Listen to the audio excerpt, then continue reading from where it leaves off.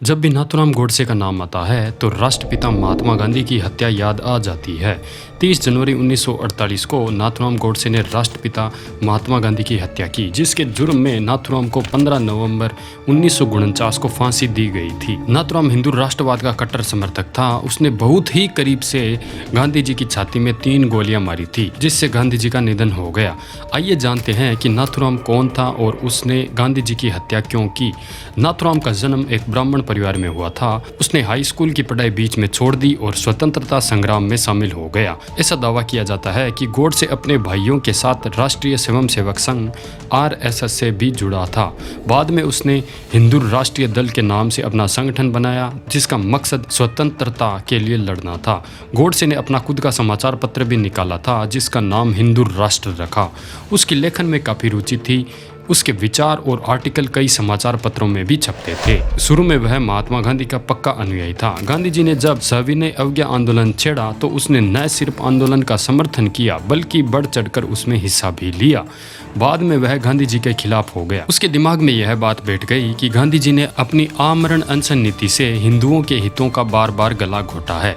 वैसे तो गांधी जी की हत्या के बारे में बहुत सी थ्योरियां दी जाती है और उस पर कई आर्टिकल भी लिखे गए हैं और कोर्ट की कार्यवाहियों में भी बार बार हत्या का जिक्र हुआ है, लेकिन हत्या के पीछे असल कारण क्या था उसके बारे में अब तक ठीक ठाक पता नहीं चल पाया है। या फिर कहीं ना कहीं हत्या का कारण राजनीतिक पार्टियां भी हो सकती है। वैसे कहा जाता है कि उसने कई बार पहले भी गांधी जी की हत्या की कोशिश की, लेकिन वह कामयाब नहीं हो पाया। 30 जनवरी को वह अपने मकसद को पूरा करने में सफल रहा। उसका मानना था कि गांधी जी देश के विभाजन के जिम्मेदार थे। गोडसे को लगता था कि गांधी जी ने दोनों तरफ अपनी अच्छी छवि बनाने के चक्कर में देश का बंटवारा कर दिया। गोडसे का यह भी मानना था कि तत्कालीन सरकार मुस्लिमों का अनुचित रूप से तुष्टीकरण कर रही है और यह सब गांधी जी की नीतियों के कारण हो रहा है।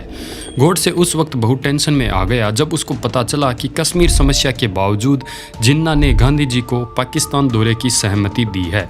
उसको लगा कि यह सब इसलिए हो रहा है क्योंकि गांधी जी का मुस्लिमों के प्रति कुछ ज़्यादा ही दया भाव है और हिंदुओं की परवाह उन्हें बिल्कुल भी नहीं है।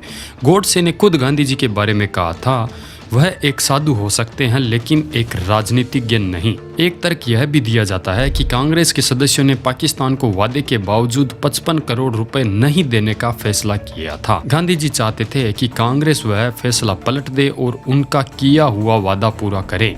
उन्होंने इसके लिए आमरण अनशन की भी धमकी दी। गोडसे को लगा कि गांधी जी मुस्लिमों के लिए ऐसा कर रहे हैं।